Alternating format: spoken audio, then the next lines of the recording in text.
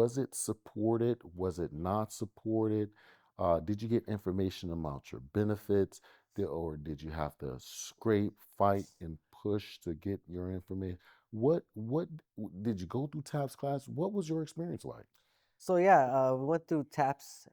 Basically, every soldier who's transitioning out of the military go through TAPS. I believe it's I believe it's a month long. Mm, Or throughout your time frame where you're exiting out, you'll attend a couple classes here and there, mhm, and then right before you transition out, you know. But with that being said, TAPS was I had a good experience with TAPS. You know, they're basically there to provide knowledge and advice to you. You know, they'll rank you in a system, I believe, 1 through 5. mhm. One being the lowest, 5 being, you know, you're essentially you provide society with good enough amount of resources to be successful.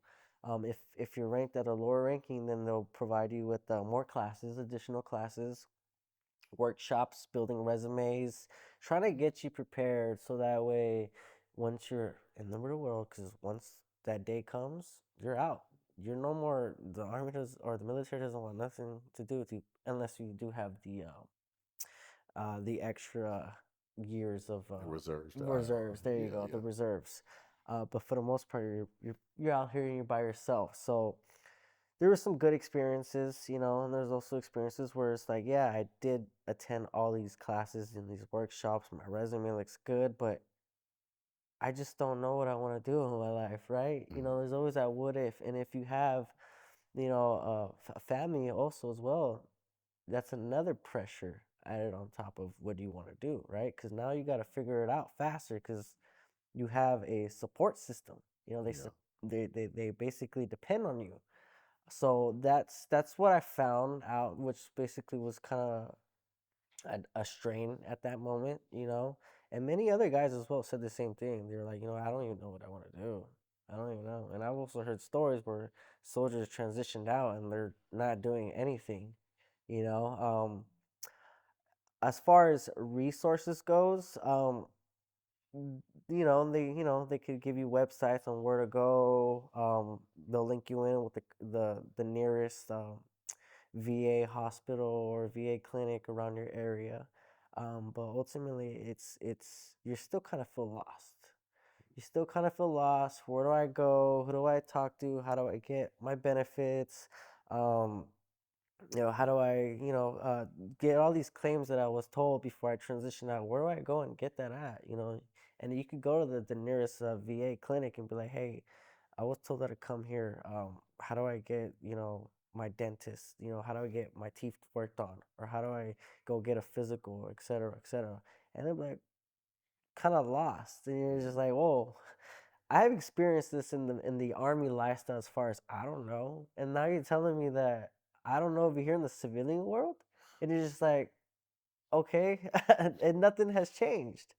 So I think it's very, very beneficial to find local companies such as Veteran for Vets, right? Who are out here working for you and out here trying to help you as much as possible to use all the benefits that you possibly can. Because at the end of the day, you signed your life away, you did your time, right? You deserve all those benefits, you know? So it's a blessing to have companies like you guys who are out here supporting the veterans. You know, you guys are all here for the veterans Yeah. and I think it's great. I think it's great. No, most definitely. And that transition and that feeling of being lost, that feeling of being not supported, that feeling Yes.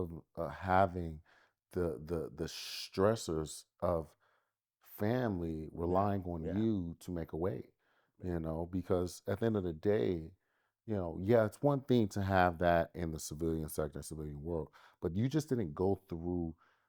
We made a choice to go to the military, Hmm. but going through the military also made a choice for us. And when they made that choice for us, we never knew what that pathway was going to look like. Yeah. And that pathway could have been, you know, uh, going through a transitional state in Italy or fighting a direct combat fight in Kuwait. Hmm. We don't know what that looks like, Yeah. going on several different deployments.